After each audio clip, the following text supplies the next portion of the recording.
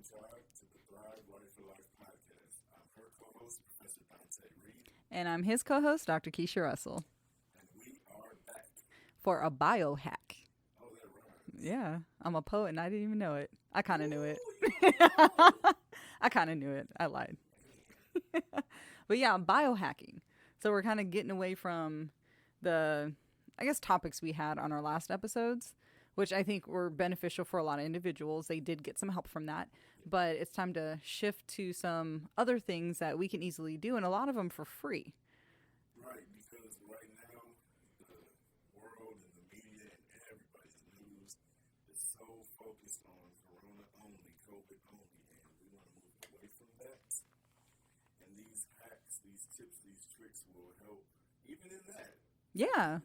Yeah, absolutely. Because every one of the hacks, the biohacks, have something to do with the immune system too, the body as a whole, right? Yeah, it's amazing how the little things you do boosts a lot of systems in your body. And oftentimes, the immune system is one that is almost always affected with whatever you do, especially with these biohacks. Yeah. So, in terms of biohacks, let's first start with what is biohacking, because a lot of individuals, I know this term's been thrown around, I know it's been pushed around, and some individuals have heard of it, but other individuals, even if they've heard of it, probably don't actually know what it is. Okay, so according to Dave Asprey, biohacking is the process of using science, biology, and self-experimentation to take control of and upgrade your body, mind, and life. And those who don't know who Dave Asprey is, he is a gentleman that is kind of the expert in biohacking and really has a lot of knowledge on this and has done a lot of personal experimentation on this, as well as the other individuals he's worked with. Yeah, I've looked into him a little bit, and he's pretty interesting. He has a lot of different ideas that I think will help him on his journeys. To being the first man to live to 150. That's his goal. It's a long time. Could you imagine? I did hear one guy living to 140, African American gentleman that was like back in the cowboy days, I think. And that was recorded? I'm gonna have to look into that. I shouldn't have brought it up if I didn't have information. Well, there was another individual who he claimed he was 254 years old, right? So those that can't see, Dante just gave me a look like, you're kidding me. But he claimed he was 254 years old, but unfortunately, back in the Philippines, when he was apparently born, they didn't record anything. There weren't birth certificates. They didn't have record of anything. It's kind of, you had a baby, make sure the baby doesn't die, grows up to be a good person and like on their way. So there's no way to prove it, but he was talking about his entire life and like all the things he's been through. And when he was in his 30s, he decided to get away from society and just went up into the mountains. And so he attributes that choice to him living so long. But again, there's no data, there's no record, so could be, couldn't be, who knows. But it does make you wonder because, well, modern life and technology and different pollutants and different things that man has made has definitely diminished the length of life that one could possibly live. So if he went and got away from everything, you kind of never know. That is true. And that's why biohacking is so nice, because in today's day and age, we can't get away from all the things that are polluting our bodies. Like, for example, the electromagnetic frequencies that are coming from our Wi-Fi, our routers, the 5G towers. I actually got a photo today, like in our town, of a 5G tower that's been, it's like a long, just slender pole with like a little ball on the end. Honestly, if you were just driving and going about your day, you probably wouldn't see it. But this person who sent it to me told me it was a 5G tower. I haven't like actually verified that, but I mean, look into those because I've heard some pretty bad things about it. it's just the frequency of these waves that we can't see. And unfortunately, in our society, a lot of the things that are harming our bodies are things that we cannot see. Like if your hand was on fire, you can see that you'd be able to do something. But a lot of us, our biology and physiology in a sense is on fire, inflammation, but it's being caused by all these different things that we cannot see. So do you think we should just get rid of all tech and go back to the old school? Let's burn it all. I'm just kidding. Please, no one go out and burn anything. I'm not condoning. I'm not condoning that. But there are things that we can do to be able to negate some of the effects that we have. Because you can't go and tell your neighbor, "Hey, turn off your Wi-Fi." Like that's. Yeah, I mean, we're in America. If they want to have Wi-Fi, if they want to sleep next to the router, that's their choice. I mean, who am I to tell them what to do? But in terms of us, the things that we can control is our bodies and the different biohacks that we include in our lives each day. I think the couple of hacks that we're going to discuss is important because, as we both know, I have a little bit of sleep issues. And so what I found out is that maybe because of the blue light exposure that I always deal with, and so my circadian rhythm is off. Yeah, and that should actually be the first one that we jump off on. So for those that don't really know why biohacking is helpful, again, it's the things that are bombarding us each day and ways that we can get our physiology back on point, because even though we're like decades removed from our ancestors or even centuries removed from our ancestors, our physical bodies haven't been able to adapt to all the technology and the fluorescent lighting and all the lack of sleep and computers, and our bodies haven't adapted to that. And that's going to take centuries for that to actually happen. So those that are alive today, what can we do to increase our health? And one of those is blue light. Right, I'm glad you brought that up because, like, our ancestors, they would have had candles, and wicks with fire, and the little thing you make before you go in the cave. They would have thought of some kind of flammable thing on a stick and had light from fire, and it would have been natural. Yeah. And that would have happened in the evening times when it gets dark. But since we have the beautiful technology of lighting, it also comes with some consequences as far as our eyes and our receptors and just blue light in general. And so especially with the screens. So the cell phones, the televisions, the computers, those things are emitting blue light and all these other EMF things. Yeah. And it's just going into our bodies. Absolutely. And I found one of the first studies done on just frequencies from light, done back in 1958. And there's an article done by a gentleman named David C. Holman. And what this study showed was that out of all the different frequencies of light that we can see, the blue light is the light that affects our physiology the most. And it's interesting that back in 1958, we knew about this, but it's just now reaching society's consciousness in the past 5, maybe 7 years. I'll give it 7 or 8 years. But it's interesting how that's just now reaching our consciousness when we've known for decades that blue light really affects our physiology. And like you said, makes it harder, for example, for individuals to actually go to sleep. Yeah, I remember listening to a neurologist named Dr. Jack Cruz, and he was discussing blue light. And he talked about how important it is to actually block it as much as possible whenever you can, because it mimics the sun. So the idea would be you would get up in the morning and you would go outside and get sun exposure, and it would hit your cones and your receptors in your eyes, and that will kind of set your body's clock on the time for that. It's daytime. But when we have these devices, always in our face and around us, even if it's nighttime, here we are again, our body is thinking it's daytime. Exactly. And that's awful when it's 10, 11, midnight, and you're still looking at the computer, you're still scrolling on YouTube or Facebook or whatever you're scrolling on, and your body's still interpreting that light as if it's daytime.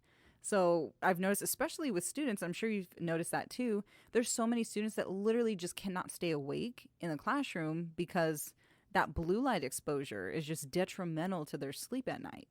Yeah, the only time it's okay with me is when it's a student that's very disruptive and they go to sleep. No, I'm just kidding. We don't let our students sleep. Exactly. So in terms of... Oh, stop. No, we don't do that, but maybe you do. I don't know. But in terms of the blue light, we know where it's coming from.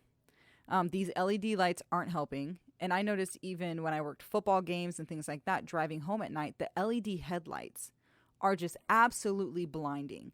And I know that a lot of car manufacturers are just putting them in, but especially at night when I'm wanting my melatonin to start to increase. And those that don't know what that is, that's your sleep hormone. So you have melatonin and you have serotonin. During the day, that's when serotonin is supposed to be higher, melatonin is supposed to be lower. When you're ready to go to sleep, melatonin is supposed to increase, serotonin is supposed to decrease. And that's just the natural waves of the body. The body is so magnificent if you actually look at it, and just the flow and the ebbs and the cycles that it goes through just naturally. We don't even have to do this. But like the LED lighting, the fluorescent lighting, cell phones, computers, that just totally interrupts that system. And a lot of places did have it correct, where they would have amber lights in the parking lots and amber lights in the buildings Yeah. at nighttime. And that's actually better than, so what I figured out is, I think because of crime going up and crime rate, people are switching to the big bright lights outside Oh, of their businesses and schools and various things like that, so they can capture people doing wrong. But it should be the amber, the low tone amber, so that we can get sleepy at night and actually go home and go to sleep. absolutely. So, couple things that we can do now that we know how blue light affects us. It pretty much tells our body to stay awake instead of going to sleep when it needs to, suppresses that melatonin. Some things that we can do to eliminate or at least decrease that blue light. And one that I really like you touched on is the amber lighting. So what I have in my room on my nightstands, the lamps on my nightstands, I have bulbs that will be either red or orange. And in those kind of red orange color ranges, that's where blue light really isn't present. If we have the brighter lights and obviously blue, green, things like that, that's when that blue light's present. So it doesn't mean you have to be in your house in the dark, although that might actually be really good for you. But there are those color ranges that you're pretty safe to stay in to help eliminate some of that. And another way to mitigate the blue light, for those of you who aren't aware of it yet, this may be new to you. Most of the newer cell phones nowadays and tablets actually come with the settings. So if you go into your settings, it actually has a night mode or a blue light mode where you can put that feature on. You can even set a timer on it where it comes on automatically in the evening time. So I would suggest personally that you do that, that you look into that if you weren't aware of your cell phone that it did that. Yeah, and like you said, most of those devices just come with it. I like the setting where my blue light comes on when the sun comes up, and then when the sun goes down, the blue light goes off. And some individuals don't like it at first because your screen's kind of like orangey. But honestly, after a day, you get used to it and you really don't notice it anymore. At least I didn't. And if you think about it for your health benefits, then, let's just go ahead and use that feature and make sure we're blocking out that blue light in the evening time. Absolutely. And another technique that I utilized was, like you said, candles.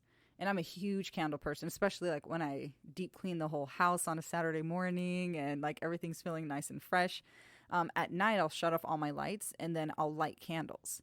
And the candle company that I purchased from, they have bright glow lights. So I can literally take one of those candles into the bathroom and it illuminates my bathroom so I can take a shower, I can get ready for bed, but I'm not getting that blue light exposure. Yeah, and that's very therapeutic. If you haven't tried that out there, give it a try. Try the candles at night. Yeah, and I even recommend maybe going a step further and instead of having music on or any other distractions, like just have the candlelight and silence and just have that moment to kind of disconnect from the world because your consciousness needs that. Your body needs that disconnect. And I've definitely been feeling it lately with all the computer. I'm on the computer so much now and I want to take it and throw it against a wall because I don't sit on the computer like that. But I've noticed an increase in, I guess, uneasiness in my body and just mentally, I just feel drained much more often than I used to. No, I get it. It's almost like anxiety or something. Yeah. Almost like something's wrong. Like, it's weird. Because lately I've had to close my laptop far more frequently. So now I'm like, you know what? I need a break from everything. I'm writing 2-3 different books, trying to get blogs ready, trying to get things ready to get up online for people to be able to have content. But at the same time, you need a break. Yeah, you need to take care of your health.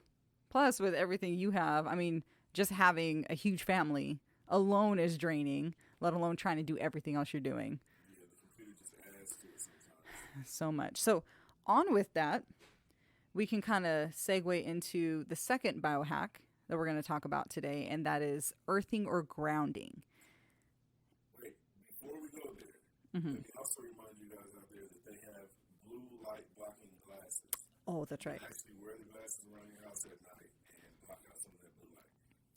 No, No, that's good. So if you, let's say your job keeps you on the computer or you have like a late night Zoom call or something like that, you can utilize those glasses and you can still get the same effect without people looking at you weird, like, why are you sitting with a bunch of candles like burning around you? So no, I'm glad you mentioned that. Is there a brand that you would I recommend? just like to go on Amazon and do your own search. There's plenty of different makers out there who have blue light blocking glasses, and I think they're helpful. I actually can feel the difference when I get sleepy. Oh, So they okay. actually work. And I think Dave Asprey, and we're not sponsored by Dave Asprey or anything, just so everyone's aware. But I think he has a product line Okay. himself of blue glasses. I haven't looked into it, but I believe I remember hearing that at some point. So grounding and earthing. Now that they know about blue light, now that they know the effects, the negative effects that can happen from it, and what they can do to kind of mitigate some of those issues, grounding and earthing is another biohack that individuals have heard about, but no one, I mean, the individuals I've talked to, they really don't know exactly what it is. All right, so grounding, also called earthing, is a therapeutic technique that involves doing activities that ground or electrically reconnect you to the earth. So the earth has its own, I don't want to say force field, I want to say Frequencies. Yeah, frequencies, electric right? field, yeah. And because we are earthlings down here and we Mm-hmm. are held to this place by gravity, we should not have so many barriers all the time. Now, shoes, of course, were invented to protect us against all the sharp objects we would walk around on otherwise, Mm-hmm. and the heat. Your feet would be burning. You'd have Mm-hmm. terrible callus buildup, Oh, glass, Al. thorns, stickers. So, shoes are very valuable. We're not, shoes are valuable. But sometimes you can also go outside barefoot Mm-hmm. and get connected to the earth.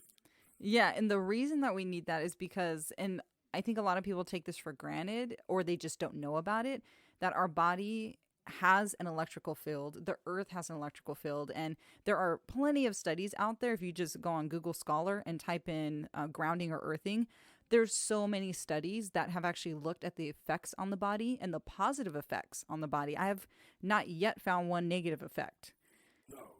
And so, according to Healthline, this practice relies on earthing science and grounding physics to explain how electrical charges from the earth can have positive effects on your body. Exactly. So, because we're just kind of these electrically charged individuals with frequencies, the further we get away from the nature's frequencies, the more illnesses and the higher inflammation, the more diseases individuals have come up with. So, one study in particular, they looked at wealthier populations and lower income populations, kind of like urban city type deals. And what they found was that not only is there a wealth difference, but there's also a difference in terms of the amount of actual nature that's around them. So trees, parks, grass, dirt, things like that, versus the urban cities, a lot of it's just concrete, kind of the concrete jungle a little bit. So what they found was those individuals who were in those areas that had more nature had less health issues than those that were in the urban areas. Now, could it be tied to finances? Sure. But it was interesting when they looked at wealthier areas that didn't have as much greenery and landscape and urban areas that did. And they found that the urban areas actually were a little healthier than those wealthier areas.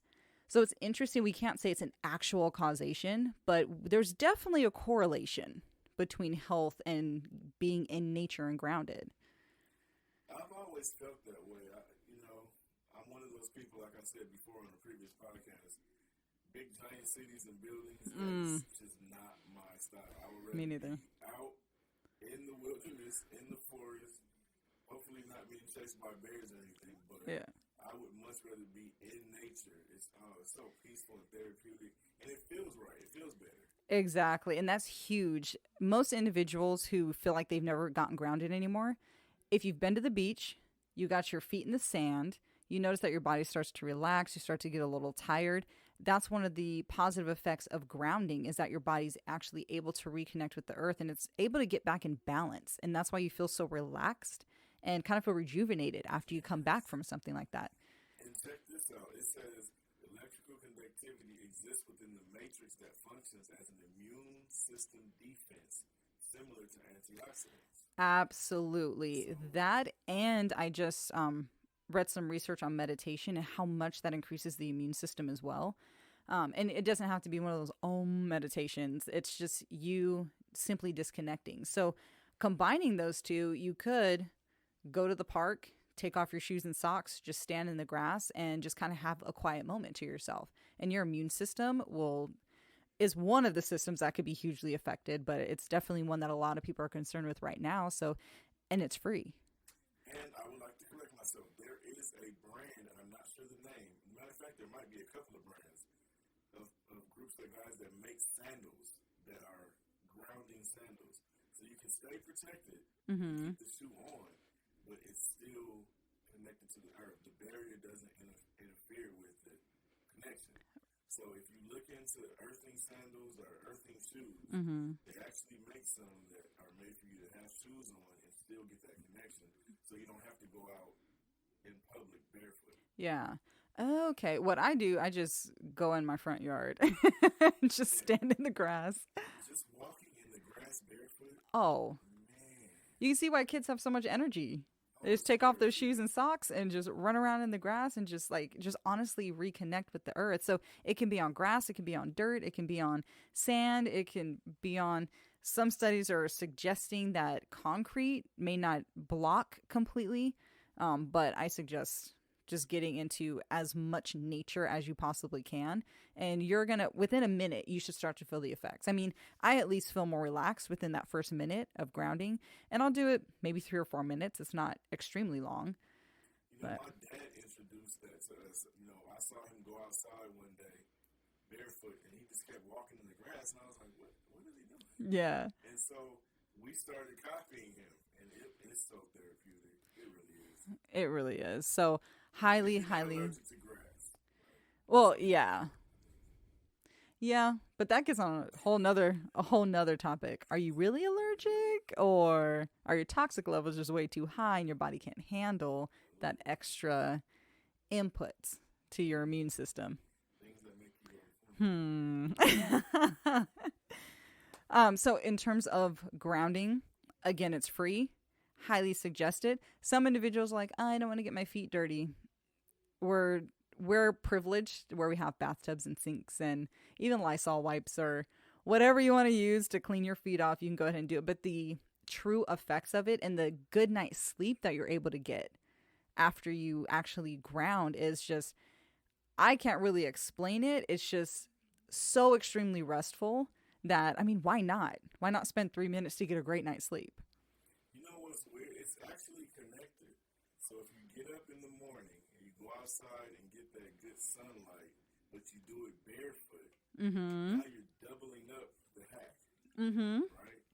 So if Yeah. you haven't practiced that, try it a few mornings. Try getting up, going outside barefoot, Mm-hmm. soak up some sun. You know, of course, we can't look at the sun because it would blind us, but close your eyes, face Mm-hmm. the sun, and just open up and just let the rays get there and be earthed and Mm-hmm. grounded and just see if it makes a difference. Oh, yeah. And those that may still be worried about the virus, the task force has actually come out with new research that said that outside in sunlight, the virus dies in less than a minute. It doesn't like the sun. No virus is like it Right. outside. But it's interesting how so many of our population is sick because how many of us spend the majority of our day inside? We really don't get outside So you mean to that say we much. should have stayed outside during the Just winter? tear down the walls and just get outside. Why not? Why not? Um, that is all I have for those two biohacks. Oh, one interesting thing that I did want to share is when it comes to menstruation and going outside at night and grounding.